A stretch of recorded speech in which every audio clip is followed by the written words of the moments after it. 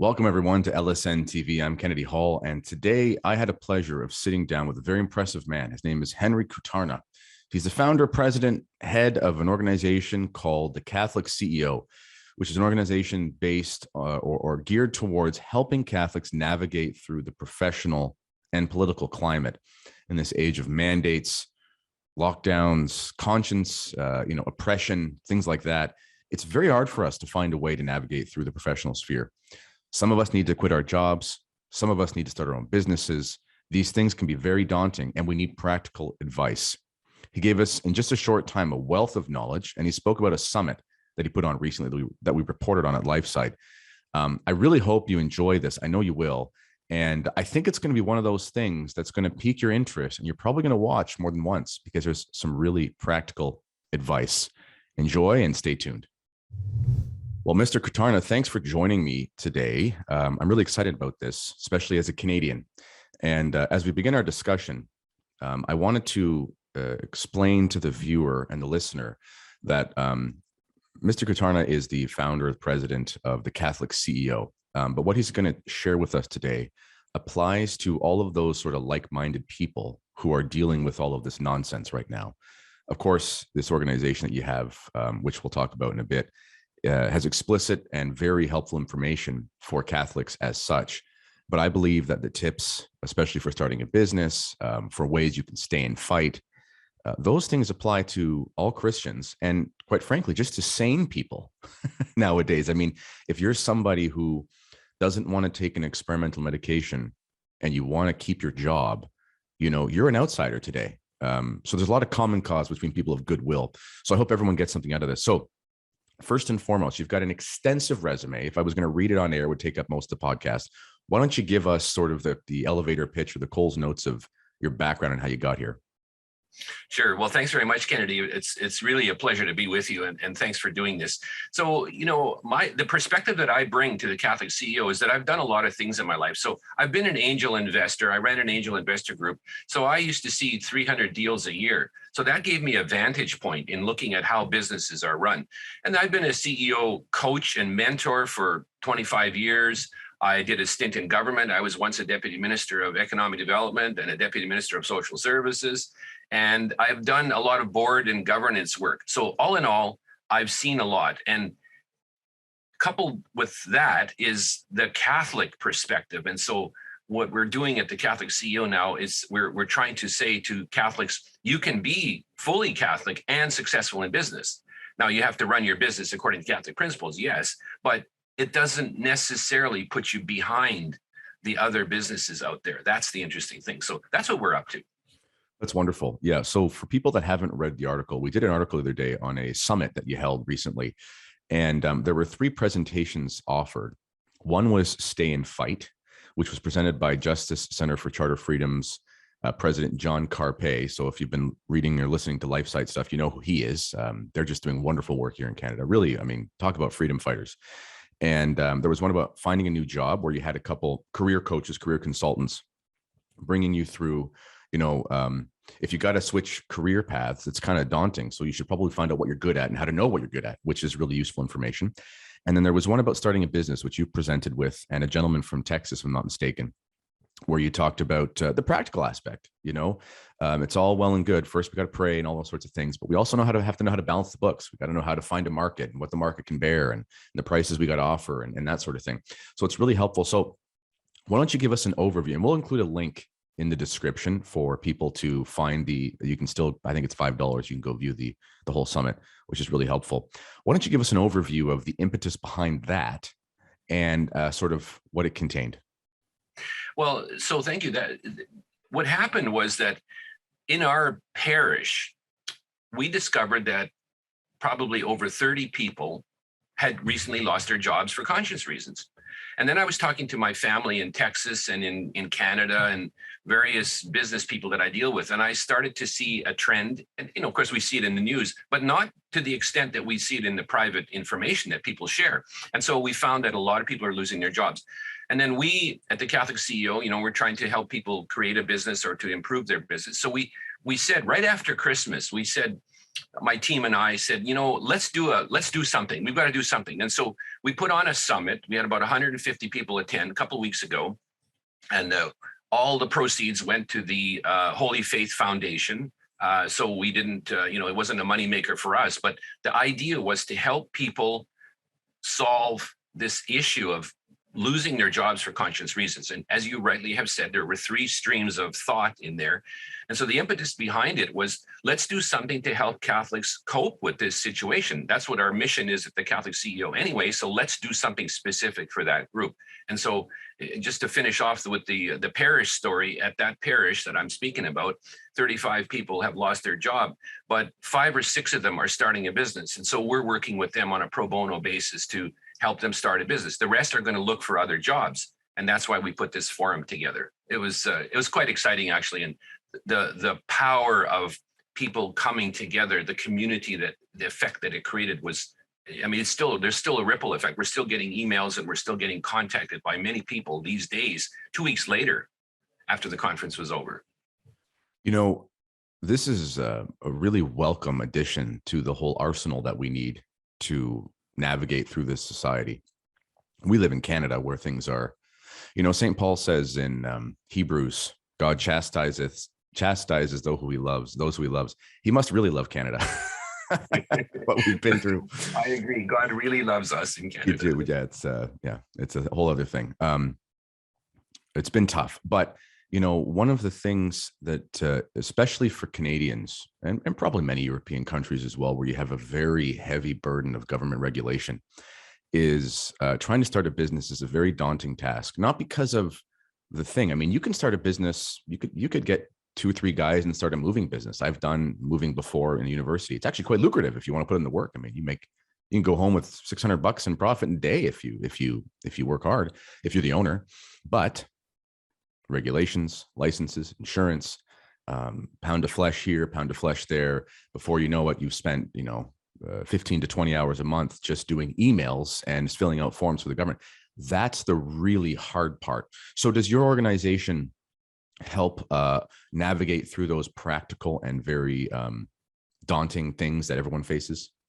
Yes, we do. We can't know everything that goes on in the Canadian provinces or the 50 U.S. states, because that's our market, Canada and the U.S.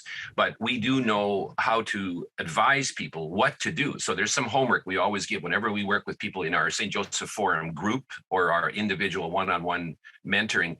We help people to at least get a checklist together of what they have to do. And so when you want to check your local bylaws, you want to be a coffee roaster in your garage, right? Or your basement or something.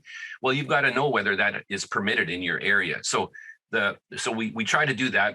And then the larger purpose is we're trying to create a Catholic economy, which is that, we can start to influence the regulatory system if Catholics came together and built a Catholic economy where we hire each other, buy from each other, create investment pools for each other's businesses. Pretty soon we could be so big, as many other groups do in society, and we could influence the regulatory climate. So that's what we start at the micro level to help you get your business going and navigate, as you say. But the whole story is it's all about the Catholic economy. And that's the exciting part for us. We could become a powerful force once again in the economy if we did this. It's wonderful that you say that. There's the Mormons do that. They basically own the state of Utah. But but all jokes aside, they're a very successful, very kind, very virtuous, very wonderful group of people. And they succeed in almost everything. Obviously there's exceptions, but generally speaking, they succeed a lot, all religious ideologies aside and things, just from a basic perspective of saying, being a minority group in a melting pot, how do you get ahead?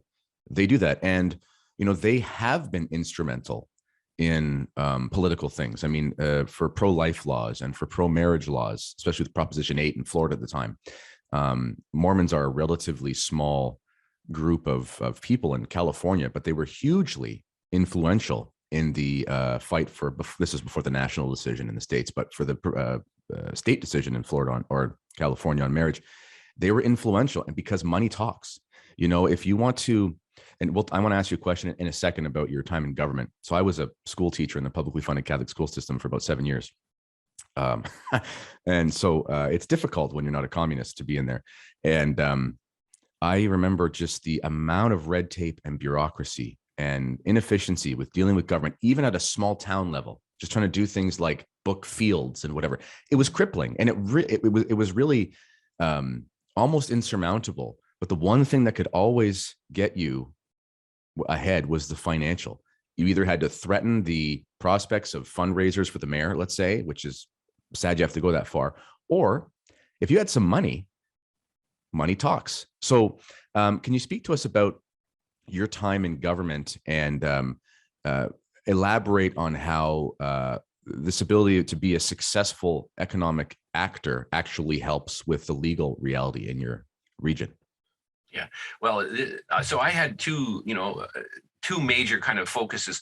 When I'll just be as specific here with you. When I was Deputy Minister of Social Services, that was income redistribution, right? It was support and services, and many of them completely necessary. Absolutely, some of the tragedies that we observed when I was at Social Services is incredible.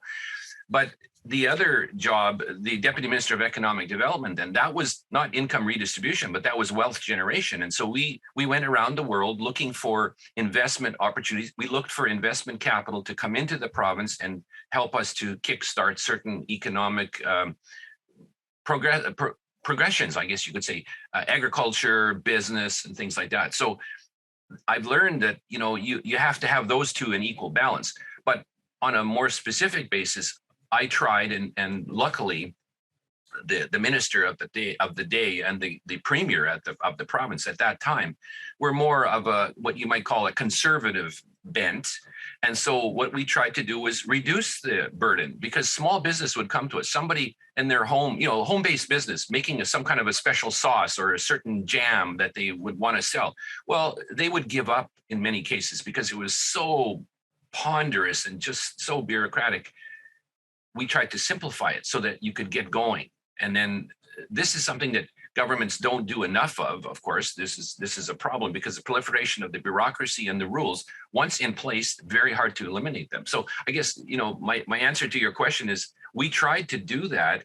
I don't see enough of that going on. I'm a complainer about that issue. I think it's a terrible burden on people. But I also, correspondingly, I say to Catholics, let's fund each other's businesses. Let's buy from each other. Let's do all these things. We can become an economic powerhouse. And as you say, then we've got money and we can say, we want to invest in this sector. Well, guess what? We will be able to invest in this sector, and the governments will have to follow us. That's the beautiful part about this. And finally, we'll get it in the right order. That's so perfect. I've noticed that a lot the last year. The Canadian political system is different than the American. I know these truckers, which I support 100%. I wrote an article about yesterday. They're going to Ottawa. Mm-hmm. Now, some people are thinking they'll stay there until the country drops all the mandates. That's not how the Canadian jurisdiction works. In fact, the federal government, theoretically speaking, has actually imposed relatively few actual restrictions themselves. They've done so for regulatory things, but it's mainly been the provinces. So it's not as if Trudeau, as much as I'd like him to, and as much as I don't like him, I would like him to just, hammer down on the table and say, like the UK did, everything is dropping. But that's a different jurisdictional system. Mm-hmm. So that brings me back to this idea. One of the things that I've learned in the last 2 weeks or so, the spread, is just how important your local community stuff is. And I'll give you an example from where I live here in Southwestern Ontario. There's a tiny town where they have a community center, but it is not owned by the municipality. It is just a nonprofit community center, and it's owned by the people, and it's not very hard to fund. So they've been able to skirt around a lot of the regulations because it's just, I own this place. You want to rent this place? Here's the keys. Here's what the government says you're supposed to do. But it's not actually staffed by government employees. And, and that's, we can do things like that as Catholics, and it's not that hard. We just have to put together our collective muscle. Let's just use an example. Let's say you want to take your kids to the library, but you're worried about, drag queen story hours and just objectionable content that's front and center. Yeah. It would actually be so inexpensive to start your own Catholic library, or let's call it classical library. Find a place to rent in a business park, $1,500 a month to keep the lights on, find some donors, go to the thrift stores, get some books donated. Before you know it, you've got a place that's afloat for $2,000 a month. Really. Yep. But to get there, we need practical steps. So do you want to elaborate for us on, because I watched your presentation, but many people that have seen this haven't. I think you have 6 or 7 steps that you say are fundamental in starting your business. Can you go through those for us? Sure. So thank you. Yeah, the 7 steps start with prayer. For sure. We need to have a patron saint. For example, the Saint Joseph is the patron saint of the Catholic CEO. He's done, Kennedy, for us more than we humans could possibly do. I'll tell you, in our first year of operation, not only did we break even, but Saint Joseph has done a lot for us. And so, mass intentions, adoration, novenas, this is important for business. Then the second thing I suggest to people is test your business idea. There's a procrastination issue. We have to get over that. And we have a little set of courses in our free courses. We teach people how to get off of that procrastination thing, but test your business idea. I can show you in 15 minutes how to do a simple market test, a simple demand test, and a simple practicality sanity test for your business idea. And that's a huge breakthrough for a lot of people. Third, take a look at, money. Decide how much income. Let's say you're in a job, you're in a corporate downtown job, and you're getting pressured by the culture. They're going to ask you to do things you don't want to do. You want to start a business. Well, how much money do you have to replace from income? How can you possibly reduce your lifestyle so that you don't have to spend as much? And how can you then find the capital? Do you have savings? Do you have to go to friends and family? Do you have to go to your parish investor group that I have visions of seeing across Canada and the United States, and so on? Then you do some more practical things. Number 4, find the space, figure out all those bylaws and regulations that you spoke of a few minutes ago. Get yourself organized so that you can actually do what you're supposed to do. And then number 5, the regulations, the bylaws, the rules, find out what it is, get some tax advice, get your company set up or your proprietorship set up, and so on. And then number 6, time. We have to figure out the time. People are busy, and so we have a system, we call it working backwards to move forward. So we set a date in the future, we work backwards, but we don't put pressure on ourselves by saying, okay, I got to solve the whole business thing Monday morning. Monday morning, I look at my calendar and I have 1 hour block set aside for some task. Well, I just worry about that task and I get it done, And then finally, we have the sort of the execution, the soft launch, the marketing, the social media. We have to use some social media to do this. And we have to have a good website, and we have to have good financial simulation. So number 7 is kind of a list of homework items to just top it all off. You do those 7 things. We have a 7 steps to launch course. We're doing a crash course starting February 1st. We're offering a crash course, 3 sessions, 3 90-minute webinars that I'll lead that help people get going. So, you can do it. The average ordinary person can do this. That's the beauty of starting a business. And it's not as daunting. It just requires some discipline and some headspace and some time. And yes, it does require some money, but you want to make sure you send us a link for that webinar thing, and yes, I'll do my best to make sure it's in the show notes. We will. Definitely. Okay, so there's a couple things that I wrote down here that piqued my interest during your presentation, and you've just mentioned them now as well. Working backwards, I think that is so important. I've written a couple books, published a couple books, and when I tell people, here's one of them right here. Right, this actually just came out again. St. Joseph. Speaking of St. Joseph, congratulations. That's going to be good. We're going to, all of us will love that one. I know. Thank you. Speaking of St. Joseph, he's everything. He's the best. But I was listening to a podcast by this former Navy SEAL, Jocko Willink. Maybe you've heard of him. He's pretty big. He's a leadership guy and stuff. I don't know what he believes religiously, but he's a pretty smart guy. And he was talking about writing a book. So he's an ex-Navy SEAL, and he had done a English degree. So he was a decent writer as far as the technical skills of writing. And when he was approached about writing a book, it was kind of like, how do I do this? And he looked at it as a SEAL, like, here's a problem. I'm going to find a solution. And he just sort of did some basic math. He's like, I can write about 500 words an hour, and I can sort of multiply that over 3 or 4 months. And by the time I write it an hour a day, I've written a book. And he just said, wow, that's actually it's actually that simple, So that was the first step. But that was him looking at, and I took that advice as well. And I thought, wow, writing 150 pages sounds like a big deal, but I can write a page every 20 minutes. Why don't I write 2 or 3 pages a day? Oh, wow, you got a book 90 days later. And he looked at the problem and he said, this is what I have to get to, and I'm going to work backwards. I'm going to chunk my time. I think that's huge. That's hugely important for people, because they'll look at something like, I want to be a microbrewer or something like that, which is totally doable. And, not to poke fun, but I think people will buy microbrews even when they're not good, just because it's a microbrew. So it's actually it's a pretty good place to make a living right now. People will buy anything. Investors love those kind of deals. People buy them just because, they buy them, just fancy label, and it tastes like an IPA, and you're good to go. That's right. But you look at that and you go, wow, they've got this machine, they got that machine, they got this. It's like, no, they started 1.5 years ago, and they did one little thing at a time because they knew their final end. That's important. And then this next thing I want to get you to elaborate on. You talked about replacing your income. You mentioned in your presentation how you can do something like have a temporary job or a side job, because really it's just about making the books work. Can you elaborate on that? Yeah. Sure. And I think you're asking me two questions here. So just a quick word on the writing, the working backwards thing. I know you've done that, because you have said in public, I've heard you say this, that, get up at 4 a.m. and write 500 words. Yeah. And you do that for, some period of time, and it works.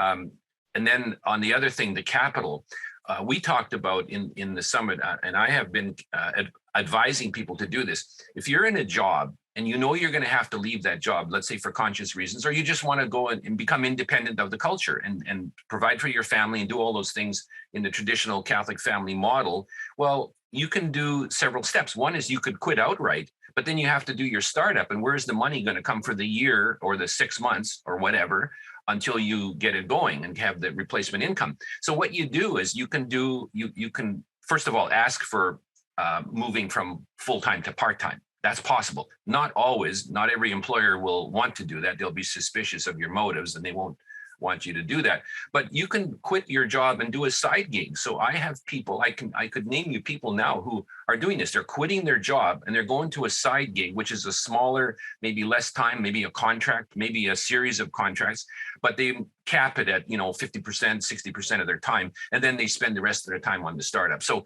it's another way of making the transition. Instead of jumping from one frying pan into the fire, you kind of transition out. And people do this, and increasingly we're going to have to do this as a society, I think, as a Catholic economy. Yeah, that's really important. Replacing your income, it's kind of like when people will say, well, I would like my wife to stay home, but we can't afford it. And I say, well, that might be the case. Everyone has their reasons. I'm not judging. People have the modern economy is a jungle. So, you got to find your way to survive. I get that. Yeah. But I stop and say, okay, let's just say you both make $50,000 a year, some number, or you make 70 and your wife makes 40 or whatever. Maybe it's flipped. Well, okay. So you both pay income tax, you both have cars, and you go through all these costs, and you got to do childcare and whatever. And you say, you know what? Your wife net brings home $14,000 a year. If you take out all those costs that are going to go away, if you change your lifestyle, you go, so you just got to replace $14,000 a year. And you look at it that way and you go, oh, we can have the same lifestyle, and all I have to do is cut some lawns, or she's going to continue, if she was an accountant, she'll do some bookkeeping for her, for a cousin or something like that. And then we're going to replace the income, and we're home, or homeschooling the kids, or whatever you have to do. And that's fine. This is the same sort of mentality. So that's really, really practical. Now, part of the presentation that you gave, John Carpe was the lawyer. He was talking about staying and fighting. Now, everyone is in a different situation. I have tried to move the United States, as many people have. I've looked into the process, and the novenas came back a hard no. So here we are, and that's fine. I love my country. I don't want to leave. Who wants to leave the place they love? So some of us, we've got to stay and fight. What's your wisdom, or what's your advice on navigate if you have to stay in your industry for a time? How do you navigate through that without compromising on your principles? Fundamental point. This is so good. And so one of the things that John Carpe spoke about was, of course, stay and fight, because somebody who gets fired for a certain conscience reason for not doing a certain thing in our society today, it's actually a change of contract. That's the main legal argument, is that it's a change of contract, unilateral, and you can't do that But of course, those who have power versus authority can do that. And so that's the problem. But John also talked about changing public opinion. So one of the steps that I think people could do is work not necessarily by putting your business out there at risk in a certain way, but joining forces in your parish or in your community groups. You've spoken about small community groups, and then do things to change public opinion. Get facts out there. Start alternative things like the library idea you had, or the community center, or the Catholic investment pool, things like that. And so we can do things that are, we can run our businesses and run them well, but we can do these things on a community-wide basis. And if you band together, you don't feel alone and you don't feel vulnerable. One of our speakers was Mark Donnelly. He sang the national anthems at our forum, and you know what happened to him? He was fired for singing the national anthem at a freedom rally in Canada. And so but he was one man alone, and that what made him a target. And so we're talking now about group activities where you're not singularly identified, but you can do something as a group to start to change public opinion about it. That's one thing I would suggest. And then the other thing is, maybe I'll tell you quickly that in one of my YouTube videos recently, I talked about ways you can overtly show you're Catholic. And so in our place of business, what's wrong with having a crucifix in the boardroom, in the meeting room? What's wrong with having Catholic icons in art? I see in your background, I'm flying the Vatican flag here, but what's wrong with having some overt signals on your front door instead of certain other signs that people want you to put at the lower down on the front door of your office or your shop? What's wrong with putting some kind of a Catholic symbol, your patron saint's image and things like that? So symbolism like that, changing public opinion by group activity, that's the way to do it, I think. Yeah, that's really important. There are some organizations and some HR departments that are, really ideologically leftist, and that's just a shame, and it's something you're going to encounter. But, depending on your temperament, because that's a big thing too. For some people, it's very nerve-wracking to fight in certain ways, and that's fine. We all have different roles. There's going to be crusaders and there's going to be monks in the cloister, and they're different types of fight, and that's totally fine. Yes.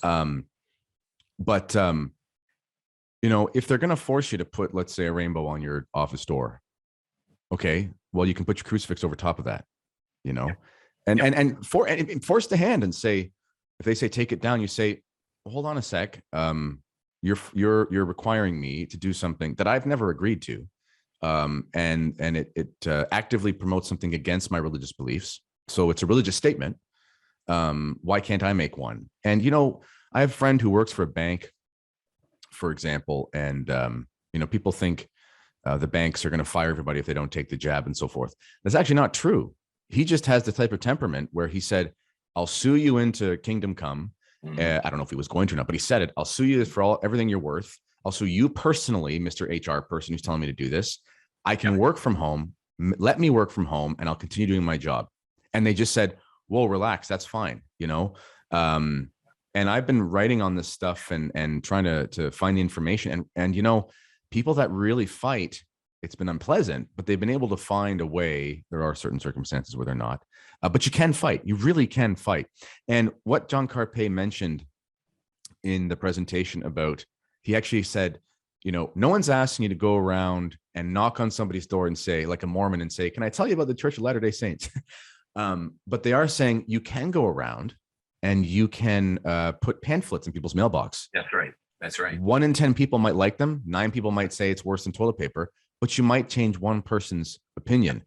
Have you seen that working in Canada recently, that the public opinion might be changing? Well, I can see that the narrative, whatever we call the narrative, I think it's breaking down. I think it is. Now, there's still going to be the last gasp. Certain people in authority are going to try to keep push. But the average citizen, I was just on the phone last night with a friend of mine, a key executive in a large energy company in Canada.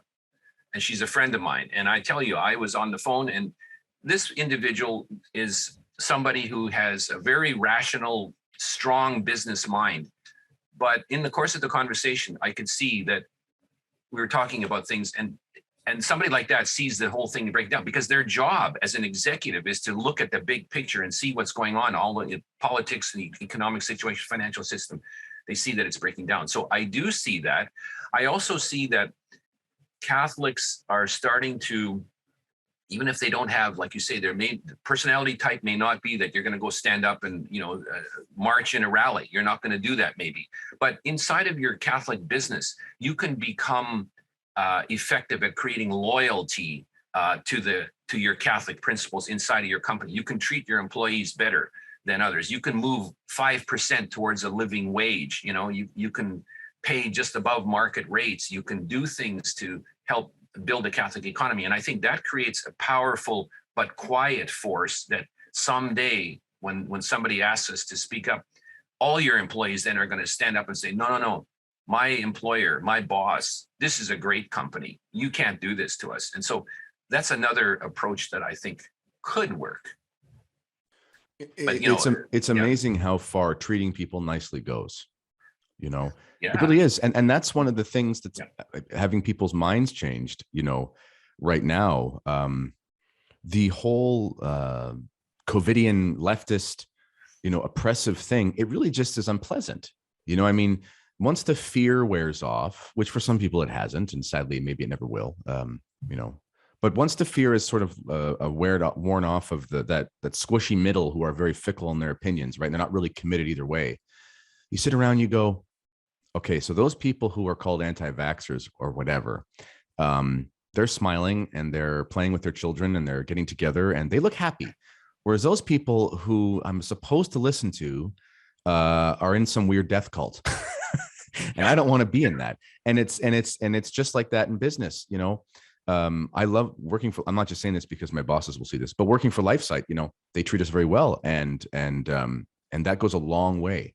And okay, so we've got a few minutes left here. I think you've answered, I had all these questions written down in my head that I wanted you to answer. You've done a wonderful job. What can you give us as some sort of parting advice? And also very specifically, where can we find your stuff so they can access it? Well, you can go to our website. So it's www.thecatholicCEO.com. We have lots of resources there. We've got a 52-week case study. We've got the 7 steps to starting a business, the startup crash course, home-based business course, St. Joseph forums. There's a lot of things that we can do. You can reach out to me. My email is there, and I'm happy to speak to anybody about any situation. You don't have to, the clock isn't ticking. I don't start the meter counting. I'm willing to speak to anybody. And so that's how you can reach us. And I have YouTube videos as well, so you can look me up, The Catholic CEO. But the parting message I would give to people is a couple, 2 or 3 things. One is the average ordinary person can start a business. Yes, it takes discipline and some work and time and all of that. But the good news, the comforting news is that most people can do this. And so that's an option. It's a real option out there.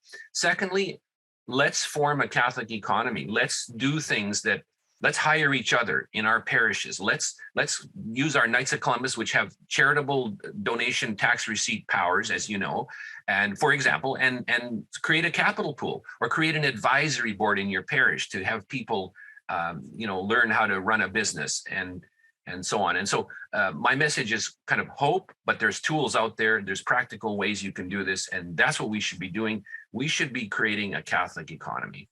That's wonderful. That's a perfect way to end it. As things crumble, we're going to have to rebuild and pick up the pieces. Yep. And entrepreneurial, conscientious, and moral people are going to be who everyone goes to, whether they're Catholic or not, which is just amazing. Well, thank you so much for joining us. We'll make sure we put all this information in the show notes because there's just so much there. Ladies and gentlemen, if you've enjoyed this, make sure you check out everything the Catholic CEO has to offer. I watched the presentation to report on it. It was extremely helpful.